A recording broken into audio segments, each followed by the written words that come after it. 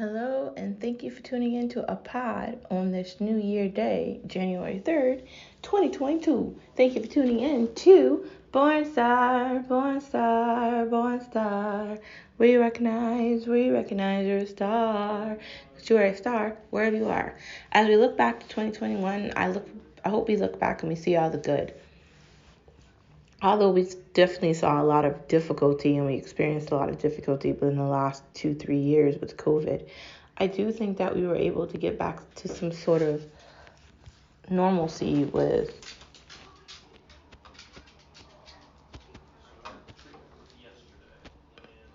going to restaurants or working out or being around family members or wearing masks or shopping in the store or just normal things, every day-to-day normal things. Even if we're back in the office and we're back, where we work at, our work environments too, I do think we've been able to sort of try to get back to a normal. So I'd like to look back on 2021 and reflect and look at all the good parts. I was very lucky this year. I couldn't be more happier with my employer, and I'm just, hoping for the best. I can't help feeling like maybe the best is yet to come. So maybe it is. So moving on from the fact that it's 2022, this is a new year and we have to hold ourselves accountable. We have to stop giving handouts to people and stop giving government payouts. Like, that's what it is. Like, the idea that they want to keep covering it up, we can't do that. Let's get right into the next part of our conversation, which is something we love to do every day. No media allowed, no media allowed, no media allowed. Because they lie to us anyway. The propaganda machine. The reason they want to do a child tax credit for these people, like they need another credit.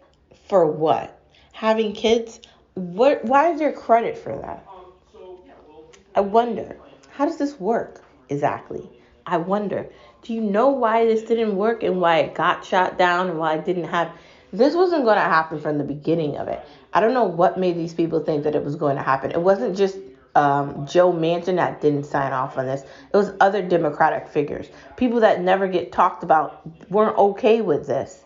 So the Democrats have a problem, right? But we're not talking about them specifically right now. We're talking about the propaganda machine that they hold down called the news. On Sunday, they let Dr. Fauci just talk to anybody that will listen to him.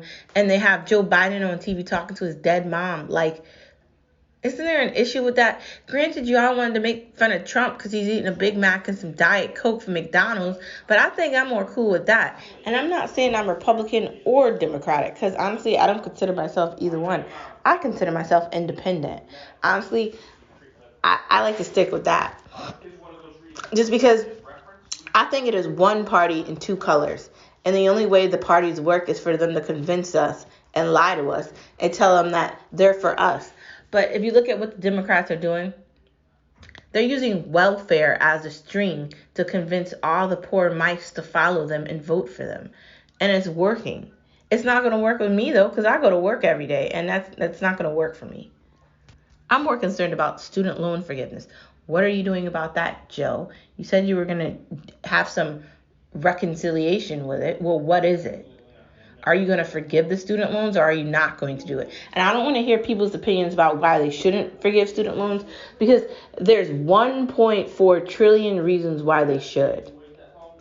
That's the debt from student loans. Do you know if they didn't spend the money that they spent on wars, if we didn't spend 20 years in Afghanistan, they could have paid it 4 times over? They're never going to tell you the actual amount of money that they spent on that war in Afghanistan. But I can definitely tell you it was a lot of money. I can also definitely tell you I don't know why we were over there 20 years. Do you know how many people have died because of that war? Americans and Afghanistanians. But I'm not talking about Afghanistanians. I'm talking about American soldiers that went over there to fight for our country. They're dead. They're in a box or they're cremated or something. And their mom, dad, their wife, brother, sister, whoever's left, has a medal to remember them by. The Afghanistan war has taken up the majority of young people's lives. For most of our lives, we spent most of our lives there. We don't know anything outside of war. They built that propaganda up on the fact that we need to fight for America, except they went to the wrong place because it wasn't in Afghanistan, it was Syria, and we're still there now. And they're selling all these guns and they're doing who knows what was what. And they're trying to paint it over like it's. They're trying to pick up and act like it's not something that it is. But how long can this last? How long can they lie to us on the news?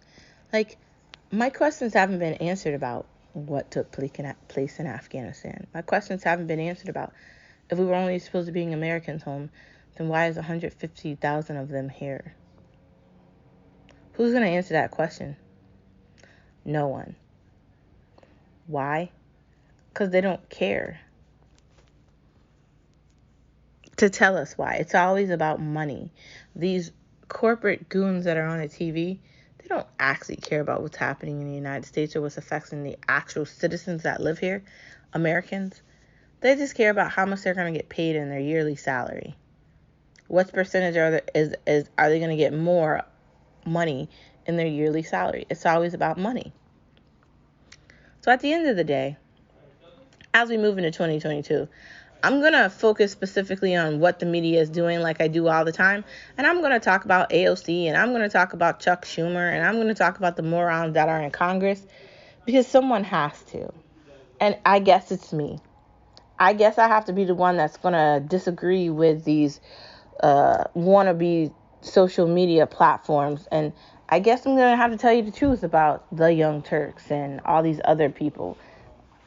They're all willing to spread propaganda so you'll click on what they're doing. It's clickbait. Because guess what? The only way to get rid of corruption, is to burn it all down. And the only way to burn it all down is to get new people to replace them. And where's the new people to replace them? I like AOC, but if you give her enough money, she'll forget about anything you're talking about.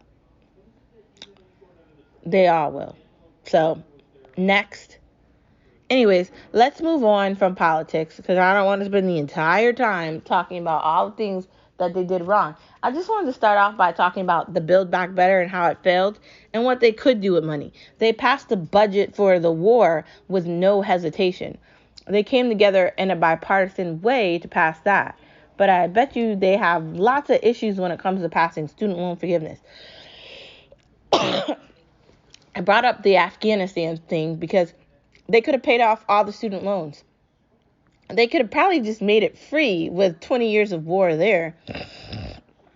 That's what they could have done. Do you think they care about that? No. That's the point I'm trying to make.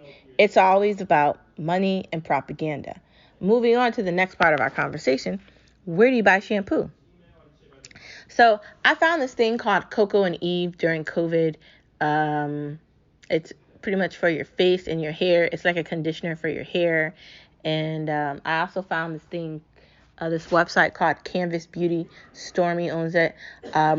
Canvas Beauty is Black owned. And I was trying to be a supporter of Black owned businesses, because I feel like that's very important for us to support them, so that we can try to change at least retail and the way we shop, for it to be more economical and for it to benefit our environment and to benefit what's around us. Just like the reason why I like Kylie products is because it's vegan products, so it's not made off anything that hurts any animals, and that's why I love her lip line. But when it comes to shampoos and conditioners and stuff for your hair, like, I feel like the store has a very limited amount of things, especially for people with curly hair. Like, I can get Suave and I can get all these other brands of shampoos or whatever, but it has to be for, like, curly hair, because it's natural curly hair, and I have, like, kinky curly hair. Like, it's curly. But I do feel like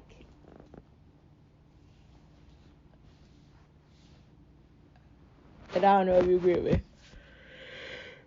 I do feel like some of the stores have a limited amount of good shampoo. Like, granted, they have shampoo, but for curly hair, there's like 5 of them. That's like the reason why I want to just order online. So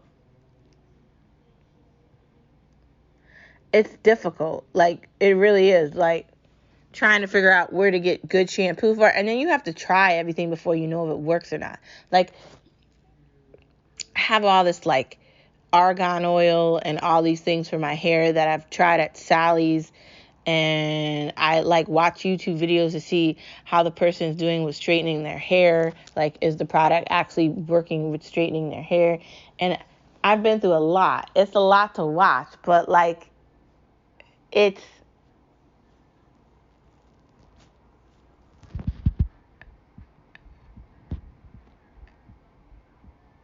it's so important that we find the right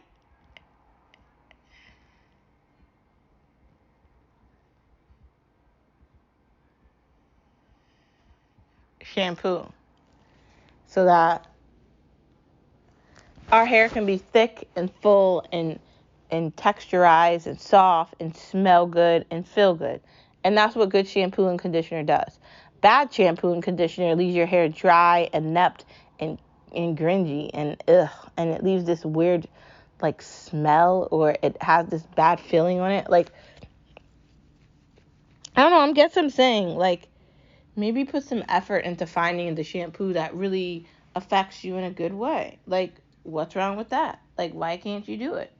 That's what I'm saying. So do it. It's probably easier to buy things online than it is in the store anyways. I love the idea of being able to order and get it delivered to my house. But I don't know, Instacart felt strange, but maybe if they have better bags it'd be easier.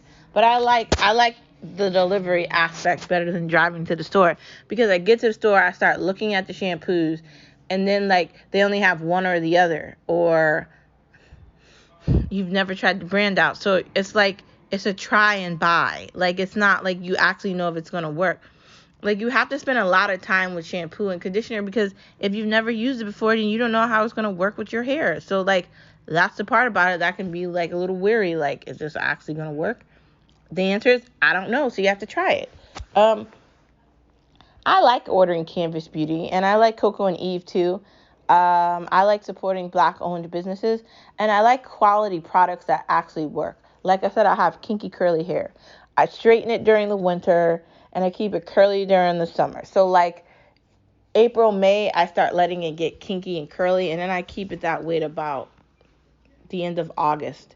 And then like the first week of September, I start to straighten it.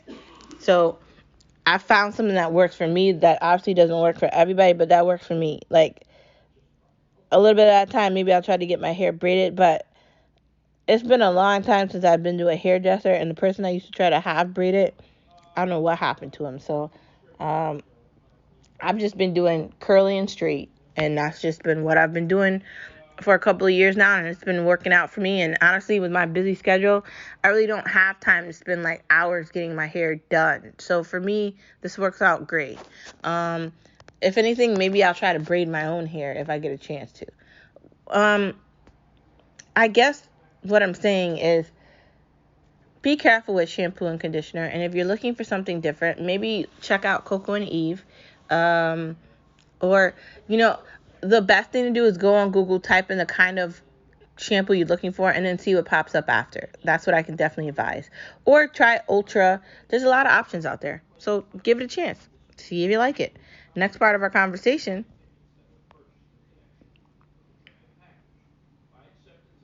Are scarves still an accessory? Like, are people just wearing scarves because it's cold outside, or can you wear like a scarf as like an accessory to like your shirt? Like, I don't know if that's still a thing. I mean, I haven't really seen it, so I have no idea. Can you do it? I guess you can do it if you want to, because you can basically do anything you want. So I feel like if you have like a white button-up shirt and you put like a scarf with it, that's cool. But like, Or you have like a black plain dress, you can do it with that too. That's cool. But certain things you can't do it with. So maybe know your limits. Like wearing like a winter scarf all day, that's going to be uncomfortable. So maybe don't do that. Does Wayfair have what you need? I mean, I like the clearance rack at Wayfair because they have a lot of options there. They do have a good amount of options. I was looking for a teapot on there, and now I can't remember the name of the teapot, and I can't find the color I liked. But I do like Wayfair. I think they have a good amount of things. I think you have to take your time with it. Don't feel like you're being rushed. Like, it's an amazing website. They have a lot of quality and brands on there. And I think it's just a website where you don't want to feel like you have to make up your mind right away when you look at the item. Like that's not how you should be shopping. Like that's not fun. Like I mean, I guess that's the luxury of going in the store versus shopping online. But when you're shopping online, you know exactly what you're looking for. So what's wrong with that? Nothing, right? Nothing. Um, they have a lot of home products. Not only do they have like items for your kitchen or your living room or your bedroom or anything like that, but they also have products for like outside your house, like your backyard, your front yard. Um, it's really just a store that makes shopping for your house easier and funner. So like if you're looking for another way to buy cool things for your house outside of just the store, I'm definitely gonna say try it. I'm definitely gonna say Wayfair has just what I need. The Kelly Clarkson Wayfair thing is kind of getting annoying. I'm not gonna lie to you. Like, why is she still relevant? I don't understand that, but okay. I'm not gonna relish on that.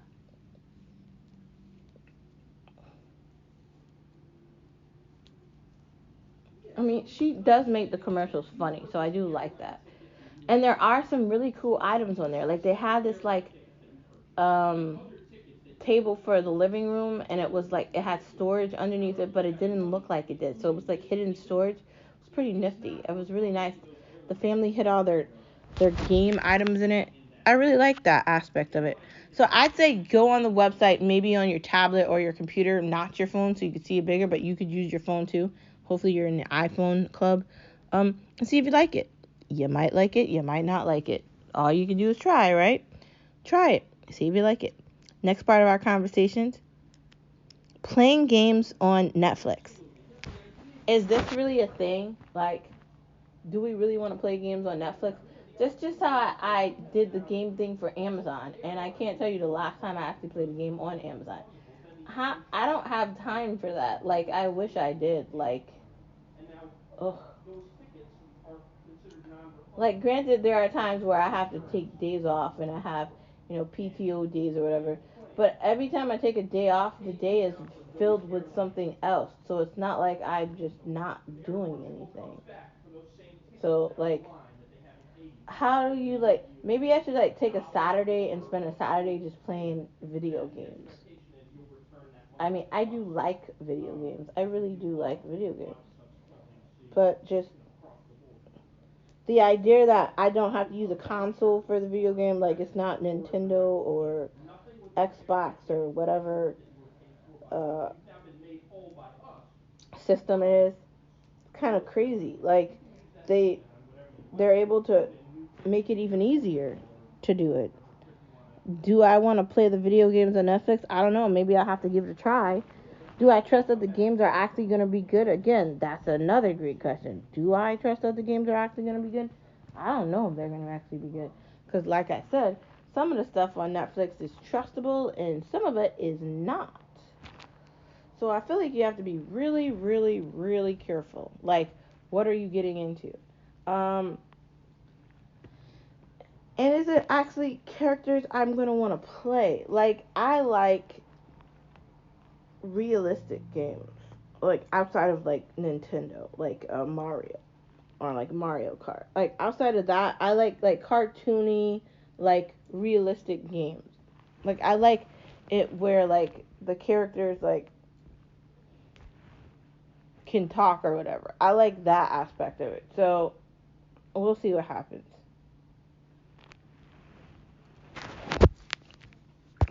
I'm going to give it a chance, though. I mean, that's all we can do, right? We got to give it a chance. Next part of our conversation. Season 3 of Lost in Space. Bro, Dr. Smith is on my last nerves. Just every time, like, you think you got away from that woman. Nope. Oh, my gosh, she's so annoying. Just seriously irritating. But I do like the show. It's kind of got some glimmers of like Star Trek, which is very interesting, but maybe in a better way. Season 3, I think, is pretty interesting. It starts off just where it left off, and it's pretty good. I can't complain, honestly. It's definitely good. Final Destination 5, I have not watched that yet. That's on Netflix. I think they created that, so we definitely need to look at that. Maybe we'll look at that next weekend or this upcoming weekend coming up. That'd be fun to go through all the Final Destinations and get to the final one. I honestly thought the last one was the last one, so if they're coming out with another one, I definitely want to see it. Those movies are pretty entertaining. Just, I don't know. Guess we'll see. Next part of the conversation, Dopesick. I think that's a show on Netflix, or I think it's a show on Amazon. I think it's Netflix. It looks okay. We've got a lot of things that we need to get into in 2022. That might be one of them. I guess we'll give it a try and see if we like it. Okay, next part of our conversation. Grilling corn on the cob. Can you grill corn on the cob? You can. I do think when you grill corn on the cob versus maybe put it in the oven, it's definitely got a different taste. It's got like a grillier, like sort of like Midwest Mexican vibe to it. And it's not bad.